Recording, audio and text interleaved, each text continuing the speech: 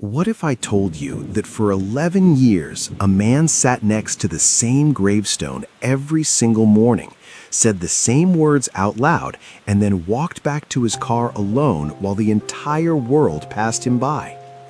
What if I told you that in 4,000 days of sitting there, not one person, not a single neighbor, not a church friend, not a stranger ever stopped and sat down beside him?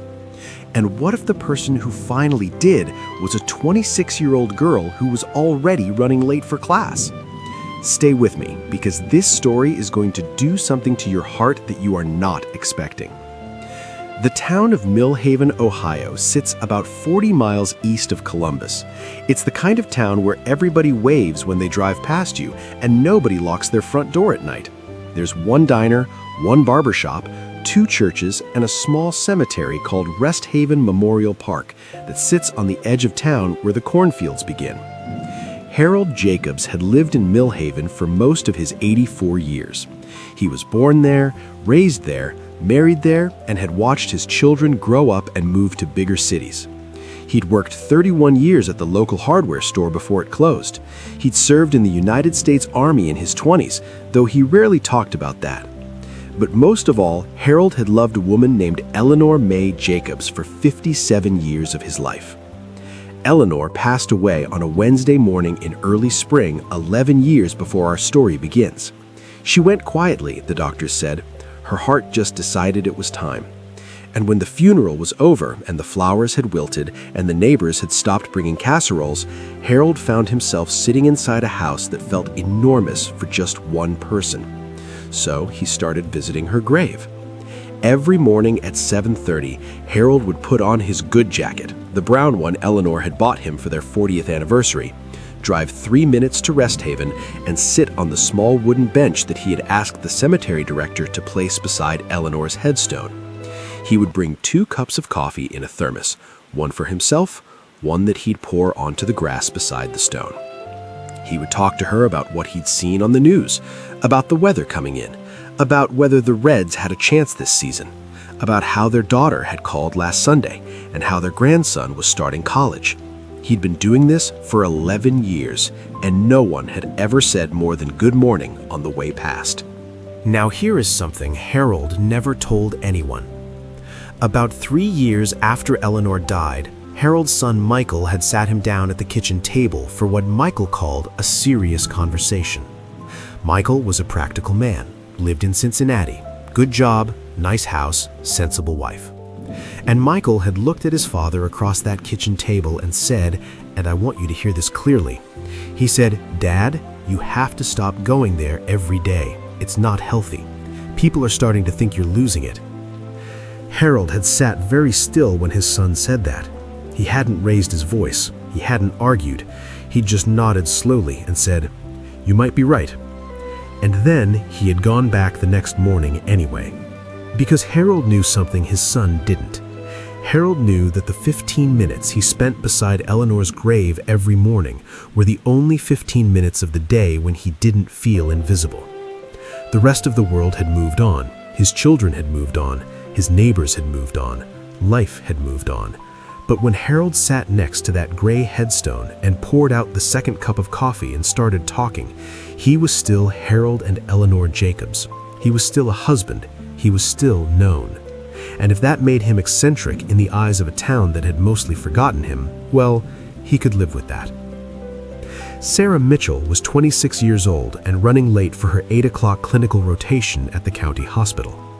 She had taken a shortcut through Rest Haven that morning because her usual road was blocked by a fallen tree from the night storm. She was parked just inside the cemetery gate, phone pressed to her ear, leaving a voicemail for her supervisor when she saw him. An old man in a brown jacket, sitting alone on a bench, talking out loud to a gravestone, 2 cups of something steaming on the bench beside him. Sarah ended her voicemail without finishing it. She watched for a moment. Something about the way he was sitting stopped her from leaving. His back was very straight. His voice was calm. But every so often he would pause and reach out and touch the top of the headstone with 2 fingers, the way you might touch someone's hand to show them you're still there. Sarah Mitchell had grown up with her grandmother after her parents divorced. and her grandmother had passed away the previous winter. She had never cried at the grave the way the movies show you. She had mostly just sat there feeling like she didn't know what to do with her hands. She understood something about that bench. She got out of her car. Harold heard the footsteps on the gravel and looked up, expecting a groundskeeper. Instead, he saw a young woman in scrubs and a blue hoodie walking toward him slowly, the way you walk when you're trying to make sure someone isn't startled. "I'm sorry to interrupt," she said. "I just wanted to make sure you were okay." Harold studied her for a moment. "I'm fine, thank you," he said, the automatic response, the one he gave every doctor, every checkout cashier, every well-meaning person who asked. Sarah didn't leave. She stood there a moment longer, and then she said something unexpected. "Is it all right if I sit with you for a few minutes? I'm not in a rush." It was a Tuesday morning. She was in her scrubs. She was clearly in a rush. Harold could see the hospital lanyard still swinging around her neck. But he slid over on the bench. Sarah sat down. She looked at Eleanor's headstone. She read the name and the dates. She was quiet for a moment. "Eleanor," she said softly. "That's a beautiful name." Harold turned to look at this young woman beside him, and for a reason he could not explain, his eyes filled with tears for the first time in 3 years. "She was the most beautiful woman I ever saw," he said. "In 57 years, I never once got tired of looking at her." Sarah turned toward him, not toward the grave, toward him. "What was she like?" she asked. And Harold Jacobs, who had not told a single story about Eleanor to another living human being in years because nobody had ever asked, started talking.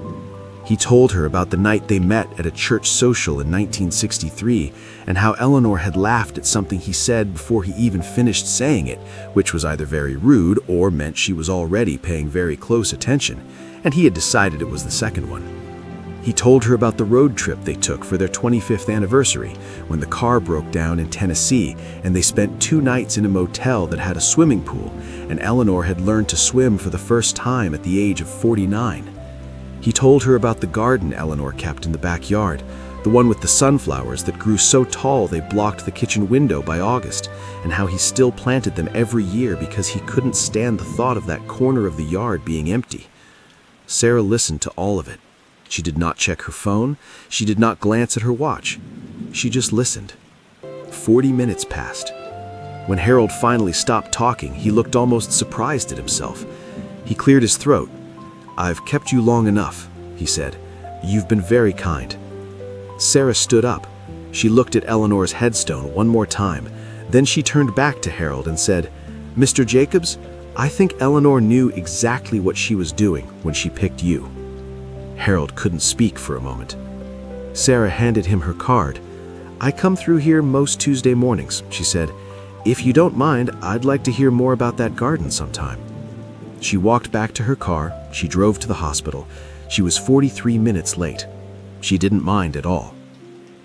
Here is the part of this story that nobody knew until much later. Harold Jacobs had been planning, quietly and without drama, to stop making the drive to Rest Haven. Not because he wanted to, but because 3 weeks before that Tuesday morning, his doctor had told him his eyes had deteriorated enough that he should no longer be driving alone. He had sat in the doctor's office and done the math. His son lived 40 minutes away, the bus didn't go near the cemetery, and he was not the kind of man who asked for rides. He had decided, in the way that quiet and stubborn men decide things, that the following Monday would be the last time. And then Sarah sat down on his bench on a Tuesday. Sarah Mitchell, who drove past Rest Haven on her way to the hospital every Tuesday and Thursday morning.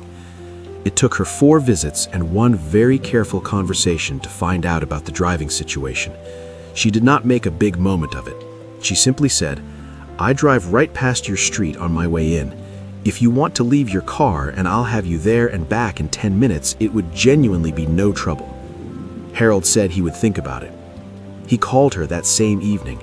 For the next 2 years, every Tuesday and Thursday morning, Sarah Mitchell picked up Harold Jacobs at 7:15, drove him to Rest Haven, sat beside him for 20 minutes while he talked to Eleanor, and drove him home in time for his 8 o'clock coffee. She became the person in his phone listed under the letter S, which stood for Sarah, which Harold privately thought of as something else. It stood for seen. Harold Jacobs passed away on a Thursday morning in April, 2 years and 4 months after Sarah Mitchell first sat down on his bench. He passed at home the way he had always hoped, in the same house where Eleanor had lived. He had told Sarah 2 things in the weeks before he died. The first was the combination to his lockbox, where he had kept a handwritten letter for his son Michael, explaining that Michael had been wrong about the cemetery visits and that Harold forgave him for saying what he'd said, because he understood that Michael had just been frightened of watching his father disappear. The second was this. He told Sarah that in 57 years of marriage, Eleanor had always said that the most important thing a person could do was to make someone feel like they existed. Not loved, necessarily, not admired, just real, present, worth noticing. And Harold told Sarah that she had given him 2 more years of feeling real. "You didn't save my life," he told her. "Eleanor saved my life a long time ago, but you helped me finish it properly. And that's not a small thing. That is, in fact, everything." Sarah Mitchell is still a nurse in Mill Haven, Ohio. She still drives past Rest Haven Memorial Park on Tuesday and Thursday mornings. She still slows down when she passes the bench beside Eleanor's headstone. On the first Tuesday of every month, she stops. She sits down on the bench. She pours coffee onto the grass from the thermos she keeps in her car. 2 cups, the same way Harold taught her. There are Harold Jacobses in every town in America. They're at the diner counter sitting alone with a newspaper. They're on park benches watching the ducks. They're in the pew in the back of the church that nobody sits in anymore.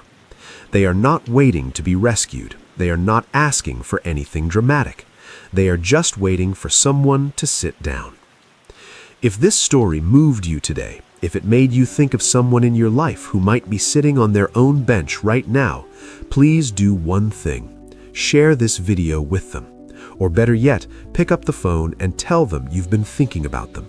Because 11 years is a long time to pour coffee for yourself alone, and it never has to be. Thank you for watching Story Tales. If this story touched your heart, subscribe to the channel and turn on the bell, because I have more stories like this one coming every single week. And every story I tell is a reminder that the most extraordinary things that happen in this country don't always make the news. Sometimes they happen on a Tuesday morning in a small Ohio cemetery between an old man and a girl running late for work. Take care of each other. I'll see you in the next one.